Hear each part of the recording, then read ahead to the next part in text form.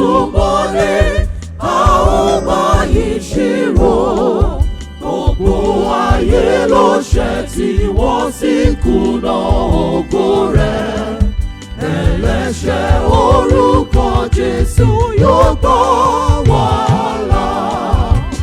Kò sí ọ̀nà mìíràn tó tọ́ka sọ́run. Ẹ̀yin aráyé ẹ yára wá gbọ́ Jésù. Ẹ̀jẹ̀ iyebíye Jésù ló ṣètùtù ẹ̀ṣẹ̀ wa. Ẹlẹ́ṣẹ̀ wẹ̀ nínú rẹ̀ a ó sì gbà wá là. Gbogbo ayé ló ṣẹ̀ tí wọ́n sì kùnà ògo rẹ̀. Ẹlẹ́ṣẹ̀ orúkọ Jésù yóò gbà wá là.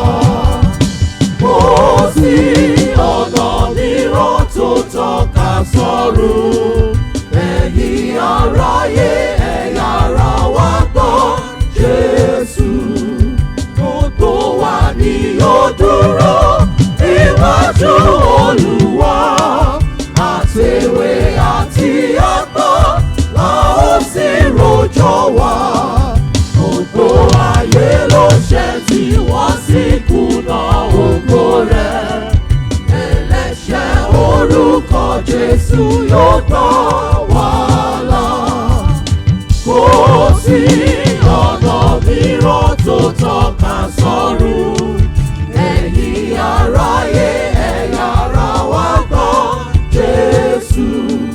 Kí ni wọ́n tèmi ó wí nígbà tó rí Jésù? Ọ̀pọ̀ ènìyàn ló kú ní aláìní Jésù. Gbogbo ayé ló ṣẹ̀ tí wọ́n sì kùnà ògo rẹ̀.